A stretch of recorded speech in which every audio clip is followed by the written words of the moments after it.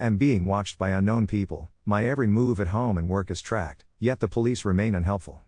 I work full-time as an office manager at a public university here in the US, and I'm also enrolled in grad school at the same place. I'll be graduating in May, finally.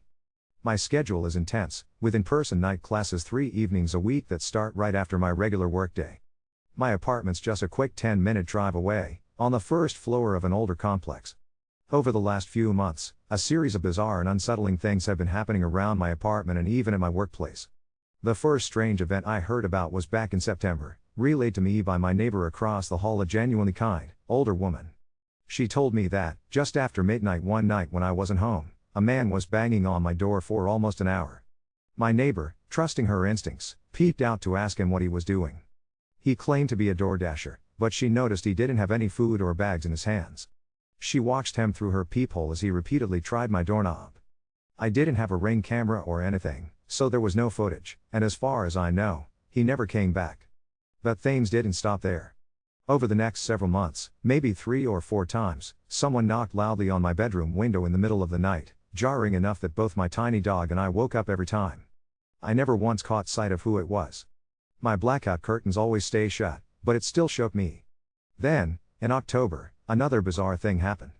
A woman showed up at my sliding glass door and was acting frantic, demanding to come inside because her stolen device had apparently pinged my apartment. I refused, of course, and she immediately called the sheriff's department.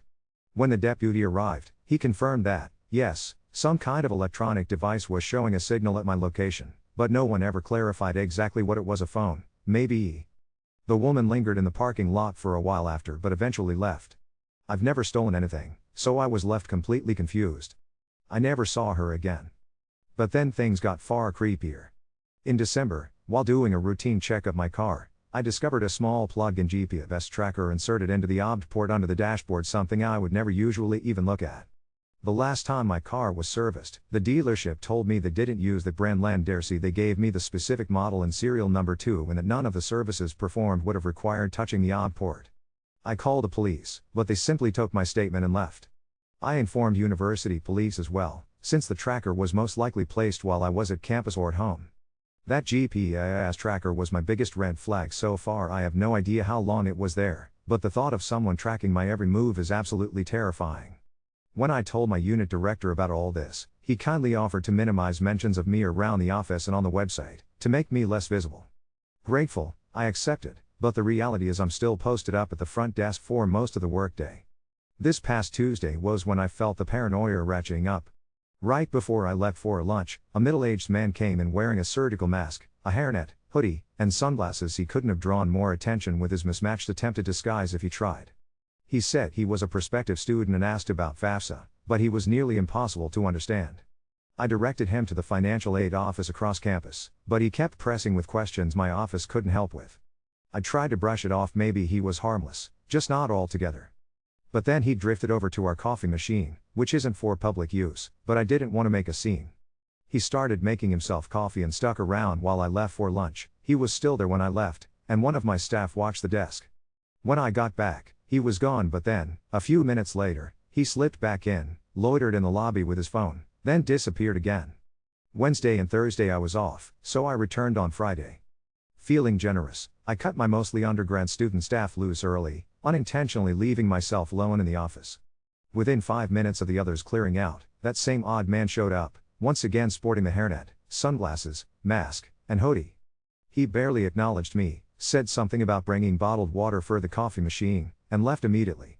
At this point, my skin was crawling, so I quickly messaged my director, who sent in a guy from the adjacent building over to keep me company. The guy took up camp in my director's office just around the corner, though from the lobby it looked like I was still alone. Sure enough, the man returned no water, of course, and leaned against the reception desk, trying to strike up a strained conversation. As soon as the guy rounded the corner and stood between us, the man's entire demeanor shifted. He hastily changed the subject, yet again asked about financial aid for the 4th time in as many days, and left, almost immediately after being redirected. Now, I'm genuinely considering telling campus police about him. They already know about the GPS tracker, but this all feels so much more coordinated, or maybe it's just my nerves getting the best of me. I'd had issues in the past during undergrad at a different college, both man and a woman crossing boundaries and acting strange, but never on this level, never this persistent or invasive. I can't tell what's random and what's connected, but I can't shake the sinking feeling in my gut that this is all going to escalate further. My family lives an hour away, but they've offered little help. For now, all I can do is stay alert, trust my instincts, and hope that whatever's happening comes to light before it gets any worse. Update 1. A lot has happened since all of this began, and I wanted to share everything I've been dealing with lately. The two things that really had me and everyone else worried were the tracker in my car and the unsettling visits at my office. Let me start with the tracker. After a lot of digging, I finally got to the bottom of it and, thankfully, it turned out to be completely harmless. I called Unhelpful, the company behind the device, and they confirmed that the tracker belonged to the car dealership. Apparently, every time my car was serviced, someone would plug and unplug the tracker, and the dealership just assumed it was mine. When I first called them back in December, they adamantly denied it was their device, swore up and down, in fact, which left me incredibly frustrated when I discovered the truth.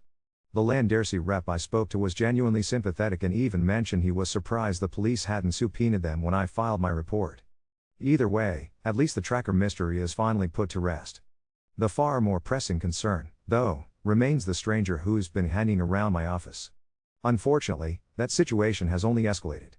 Last Monday 3/9, I called campus police, and that's when I learned my director had already reported this guy to them the day before. The police didn't give me many details, only that his behavior was extremely abnormal and he disappeared when officers arrived. They gave me the standard advice to call for a police escort if I ever feel threatened. From my director and one of my staff, I learned more. This man hadn't just been lurking around the building, he'd been sitting for long stretches of time right on the bench outside my office, often when I was there, though I can't see that bench from my desk. I made sure to clean out the office coffee machine and move it to the back room, just in case. There wasn't any evidence he'd tampered with it. Then came Friday 3/13. Almost like clockwork, he showed up at exactly the same time he had the previous week. By some miracle, I was already in the back conference room before he could spot me. I managed to snap a photo of him as he approached a male staff member at the desk, then quickly locked myself in my director's office. My director, again, was working remotely. I called campus police and texted my director from inside. I could hear the man speaking briefly with my staff, but this time, he left almost right away. He didn't linger or act fixated, like he does when I'm at the desk. Shortly after, both the campus police officer and the division leader, my director's boss, whom my director had alerted, arrived and knocked on the door, looking worried. The officer told me they planned to find the man and deliver a trespass order. However, when I checked the public trespass records, his name never appeared, so that seems to have gone nowhere. It didn't end there.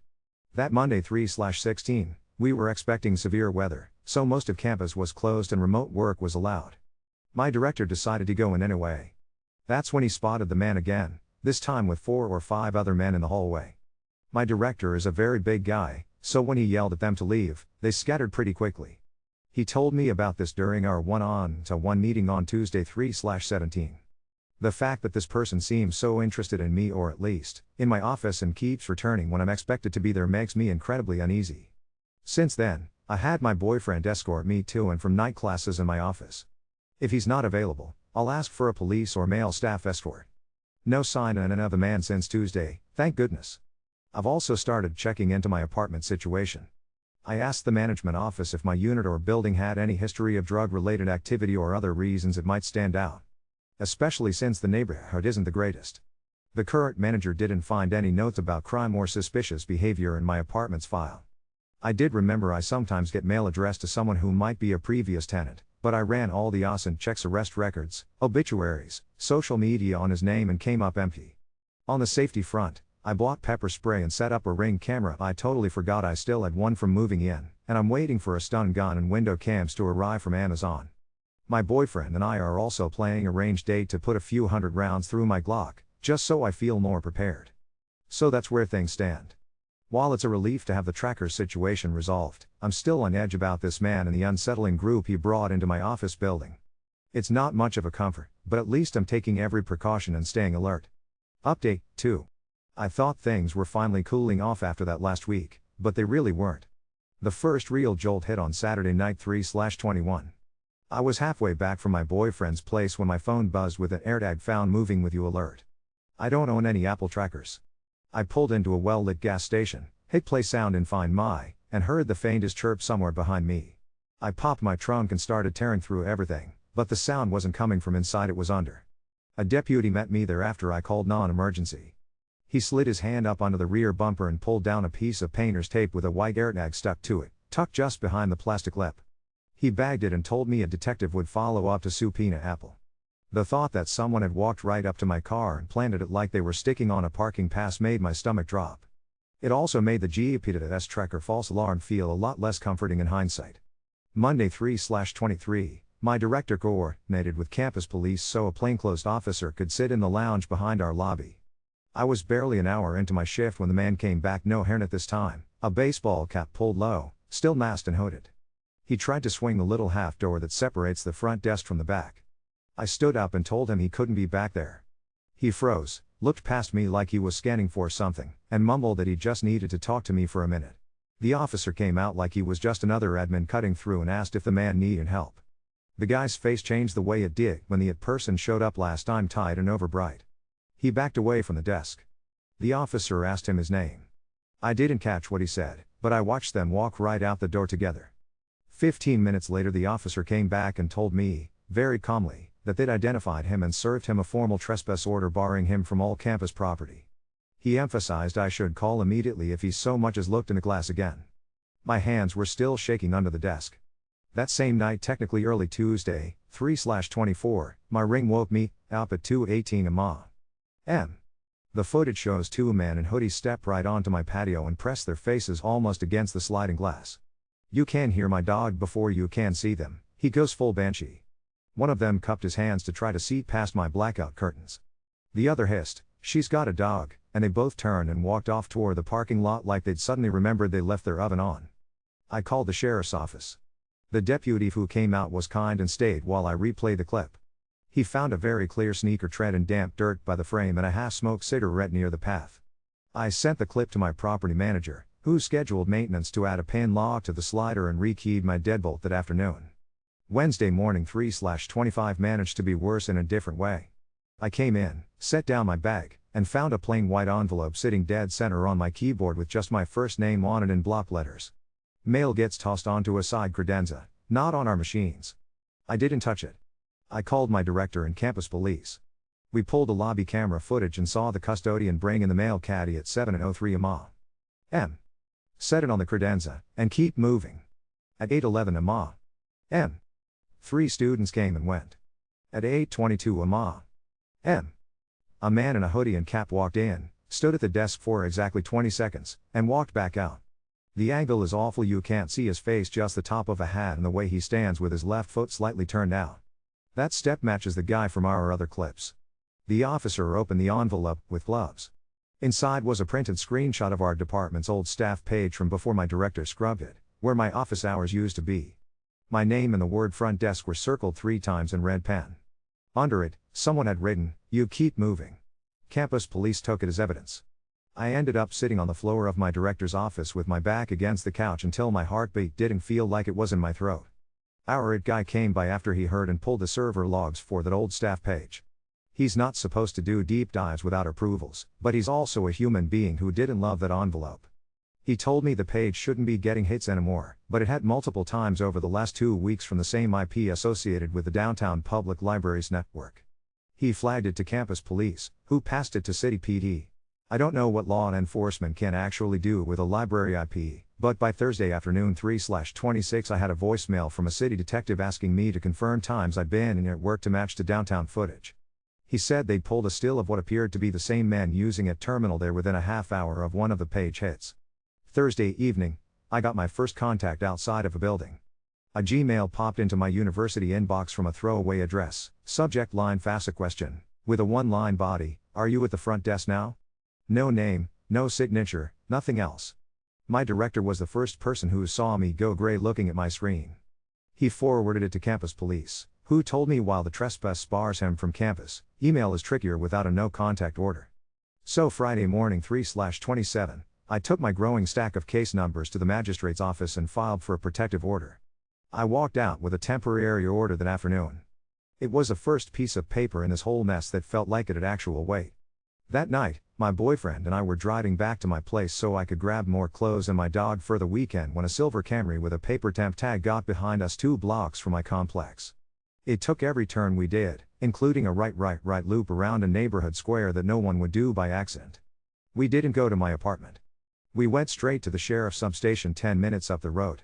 The Camry slowed at the turn and like it had a question, then thought better of it and kept going. I only caught the first 3 characters on the temp tag before they faded into the dark. The deputy at the desk ran what he could, but told us those temps are a nightmare. He watched us back to my place in a marked car. We loaded the dog in a laundry bag and stayed at my boyfriend's. This morning Saturday, 3/28, the detective from the AirTag called me back. Apple had responded to their legal request. The AirTag was activated 2 weeks ago against an Apple ID made with a throwaway email, purchase cash at the Best Buy near campus. He said that's frustratingly typical and not a dead end, just not fast. He asked if we could consent to a small covert camera tucked into the planter off my patio for a couple of weeks. I signed the consent and watched him and another deputy clip a device into the foliage and aim it at the approach to my slider. I-11-40 at MP.M. Tonight, it had already paid off. I got a call and then an email linked 2 guys, one in a baseball cap and gray hoodie, walked up to my door, one reached for the handle, then turned his head like he heard a car, and both walked away. When the detective paused the clip on the turn, my stomach flipped. It's his profile. The same too small cap, the same flat cheek where the mask presses in. Campus police confirmed, after they viewed it, that it's the same man that trespassed on Monday. I've learned his name now. I'm not putting it here, but I'll say this, he's not a student, not staff, and he has a history of getting bounced from campus buildings for disruptive conduct. City PD said they're consolidating everything: the trespass, the email, the AirTag, the envelope, and the footage under a stalking/harassment case and will be sending it to the DA. My temporary protective order got served to the address on file for him late this afternoon. If he shows up again anywhere near me on campus or my apartment, there's no more ambiguity. I'm writing this from my boyfriend's couch with my dog snoring into my leg. My director has me working remote all next week. Campus police are doing extra passes by the front of our building during my usual hours, even though I won't be there. My property manager, to their credit, got me into a Unit 2 buildings over that doesn't face the parking lot. I'm moving next weekend with 3 of my student staff and a very tall guy who insisted on carrying the heaviest boxes. It's so much, and at times it feels like I'm narrating someone else's life. But I can at least feel the net tightening around whoever decided I fit into whatever they think they are doing. I'll update when there's more, hopefully soon, and hopefully because something actually broke this open for good. Update 3. I've been working remote like my director arranged, but that didn't make the week quiet. Monday morning 3/30, before my coffee even kicked in, our university public records office forwarded an email to me and my director.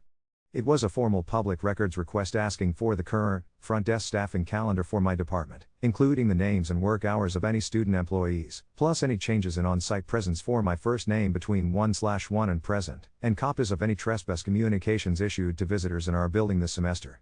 The sender used a brand new Gmail with a first/last combo that overlaps with his. It read like someone who has Googled what's public at a state school and is trying to backdoor a schedule. University counsel froze that and looped in campus police, and I watched the thread jump from polite to clipped in about 4 lines. Legal cited a safety exception and asked City PD for a written statement they could hang their hat on. It was the first time I saw our bureaucracy move fast without anyone standing over it. Early Tuesday 3/31, the little covert camera the detective tucked into my planter pinged again at 5:17 am. The clip is 22 seconds long. He walks straight into frame from the left in that same too low baseball cap, a hoodie zipped to his throat, mess. He lifts a phone like a flashlight and holds it a few inches from the edge of my slider, then angles it down like he's checking the lock. You can hear my dog grunt in his sleep from the other side. He turns his head toward the lot and fades out the way he came. The detective called me at 6:02 am. to tell me they were drafting a warrant for violating the protective order. I was sitting at my boyfriend's kitchen table with my laptop open and a spreadsheet half filled, and every cell went fuzzy for a minute. Late morning, they had him. A city detective and a plainclothes campus officer picked him up at the downtown public library at 10:28 am. The same branch campus it had flagged from the old staff page logs. He was on a terminal. They waited until he stood. The detective called me from the curb to confirm service time on the order and told me, evenly, that during the pat-down they pulled a brand new blister pack of 2 AirTags out of his jacket pocket, a strip of blue painter's tape folded over itself, and a prepaid smartphone. The phone was face down in a cheap case with the camera punched out with a pen. I had to put my head between my knees even though I was sitting. Wednesday morning 4/1 I watched his first appearance, on a video feed. Orange jail scrubs, care matted, the flat cheek imprint from a mask still on his face.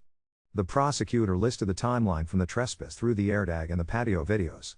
The judge ordered a no contact that mirrors my protective order, set a 1,000-foot stay away from my home and campus properties, and put an ankle monitor on him if he posts bond.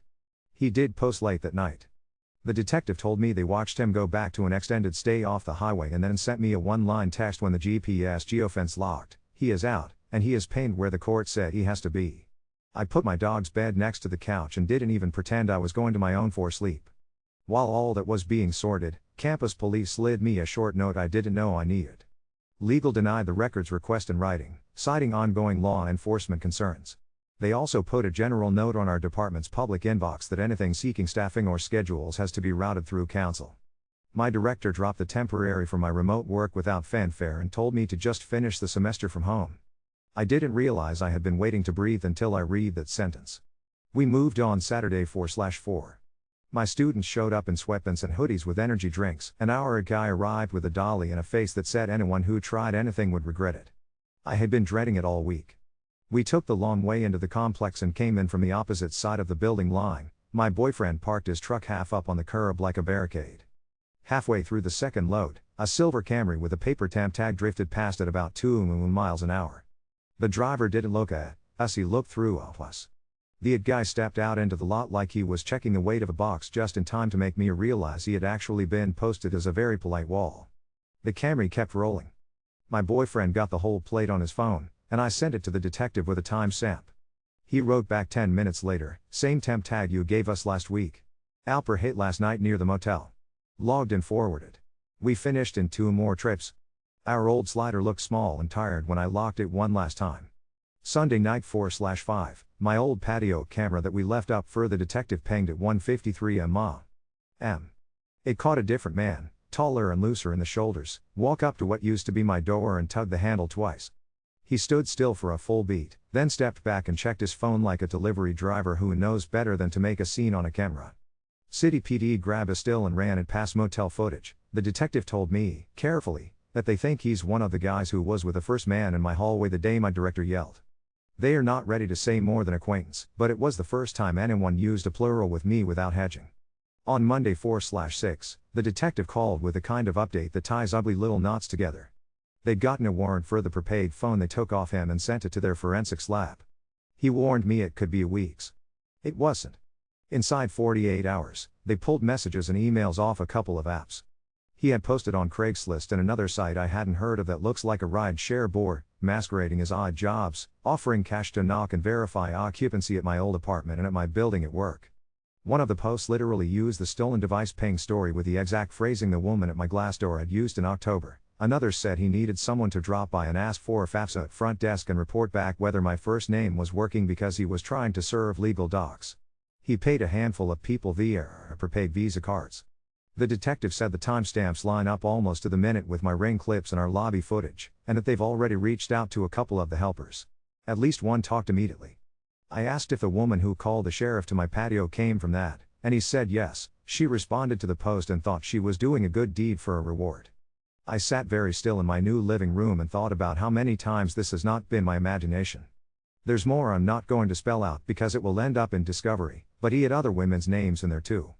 I saw my first name alongside 2 others, and a notes app list with building names and times next to them. The detective didn't hover, he flipped his phone away after a second and told me they've already done wellness checks on the other names. City PD added a new count under our state's tracking statute for placing an electronic device on a vehicle without consent, plus a harassment count tied to the email to my university account. The DA filed the stalking charge. It isn't over, it might drag 4 months, but it finally feels like someone put it in a straight line.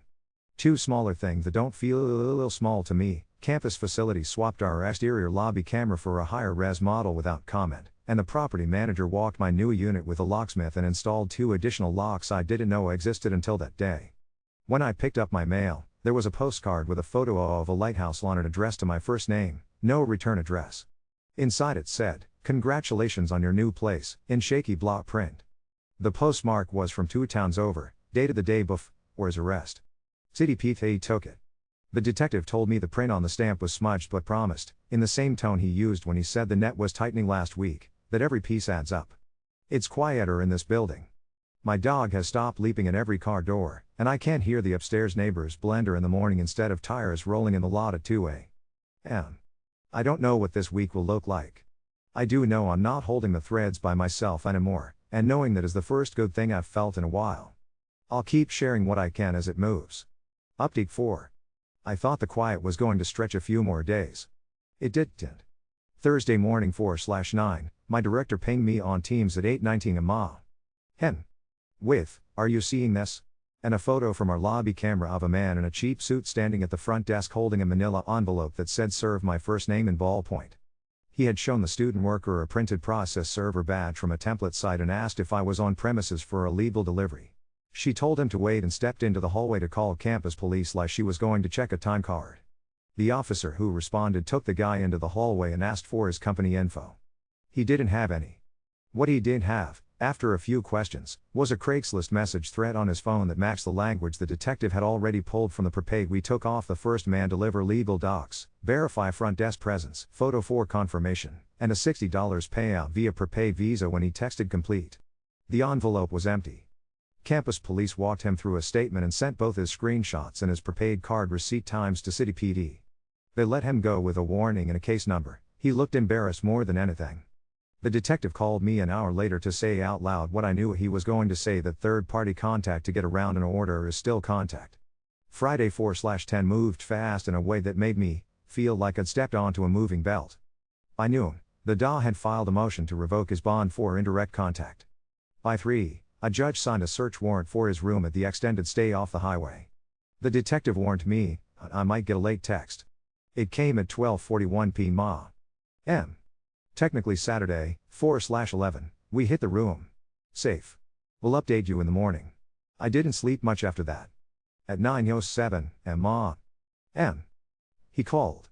They'd found a hard-sided backpack with 2 unopened airtags still in the blister packs, a folded strip of blue painter's tape threaded back onto itself, a short stack of printed screenshots, my old staff page among them with my name circled in red pen, and a spiral notebook with dates and short entries like F front desk yes/no next to building names. There was also a shrink-wrapped pack of Lighthouse postcards with 1 card missing and the exact postcard photo I'd already given to City PD tucked into the back flap of the spiral. He said the receipts in the room lined up to the prepaid Visa charges they'd seen on the phone, and there were Best Buy bags in the trash. They took everything. Saturday afternoon 4/11, the detective asked if I wanted to see a couple of items for confirmation before they sent them for prints. I said yes. I sat in a small interview room and looked at the postcard pack and at a screenshot with my name circled that I'd forgotten we ever had on the site. He flipped the spiral open to a page where my first name and front desk were written on the left and the same 2 other women's names I'd seen in his notes app were written on the right in a smaller hand, with arrows and times. I didn't need to see more. He closed it and put it back in an evidence box. The silver Camry didn't wait for Monday. Saturday night 4/11 at 10:34 p.m. An Alper Hake flagged the temp tag as it rolled past the entrance to my complex. The detective sent a unit, and they pulled it over 2 blocks up on a soft violation, no headlights fully on. The driver was the taller guy with the loose shoulders from my old patio clip. In the passenger footwell was a new roll of blue tape with a piece torn off, 2 prepaid Visa stapled to their receipts, and a crumpled printout of my old building's Google Maps pin with backslider doggy scribbled in pencil. He told the officer exactly what I've now heard more than once. He answered a post. He thought it was legal service work. He'd pulled a handle to see if someone was home because the instructions said to verify, and the other man paid in cash and cards. He gave a name for the other man that matched the motel registry.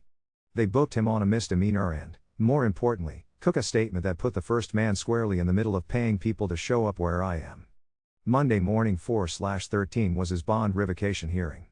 I logged into the same video platform I watched his first appearance on and sat very still on my boyfriend's couch with my dog asleep against my leg. The prosecutor laid out the process server at my desk on Thursday, the motel room on Friday night, the Camry stop on Saturday, the messages on the prepaid from the week before, the Lighthouse postcard in his room, and the third-party language in both the protective order and the judge's no contact. When the judge asked the public defender whether their client understood no contact includes contact through other people whether they know it or not, the answer was quiet. The judge took off his glasses, put them back on, and said, calmly, that bond conditions weren't a riddle. He revoked bond. There was a beat where the video scrambled, and then I watched him stand, hands behind him, as a deputy stepped into frame and turned him toward the door. He didn't look at the camera this time. The detective texted one line from the hallway outside the courtroom, remanded. By Wednesday 4/15, the motel search had spun off into 2 more warrants. One was for the laptop they pulled out of a drawer with the battery removed. Forensics found a browsing history tied to our university domain, the downtown library site, and 6 different Craigslist postings using the same phrasing the detective had shown me from the phone. The other was for a gray plastic pouch they'd left sealed until they could open it with gloves. Inside were clean coffee filters, a pack of generic nitrile gloves, and a laminated card for legal courier credentials printed from a template, the same one the man at my front desk had flashed. It shouldn't have, but the stack of coffee filters made my stomach twist. My director walked the office coffee machine out to a locked cabinet that afternoon without telling anyone but me. There was one thing this week that I don't know how to categorize. Tuesday 4/4, to scene at 3:22 at m.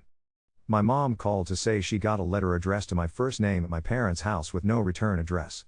Inside was a single sheet of printer paper with the words front desk, cut out from what looks like a magazine and glued down in a crooked line, and a half-page print of our building directory from before it was updated. The postmark was a week old and from the same town the motel sits in. City PD picked it up that night. The detective told me, flat, that the tone matches and the date lines up with a week before bond, but it doesn't change his custody status now. He said he understands that it changes mine for a few hours. The part that has let my shoulders drop a fraction, Campus Council formalized a long-term campus-wide trespass recommendation to the Chancellor's office. It won't expire with the case. The library banned him from all branches and networks, and the city sent me a single page that says every PRR, with my name on it, will be reviewed against the case file before anyone blinks.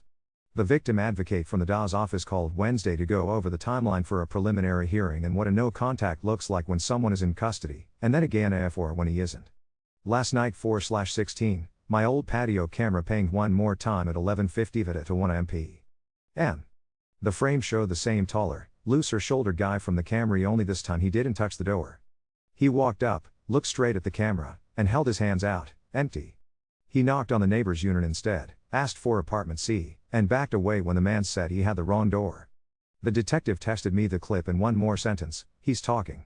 I don't know what that will translate to when it hits paper, but for the first time in weeks I fell asleep and didn't wake up until my dog barrel rolled onto my shin at 7-11 a.m. My director sent me an email this morning that just said, don't worry about the phones today. We've got it. It still feels like I'm living next to a movie instead of in the center of it. But the center is less crowded now. He is back where he can't reach me. The people he tried to use to reach me are looking at the camera and at the door and saying the part out loud.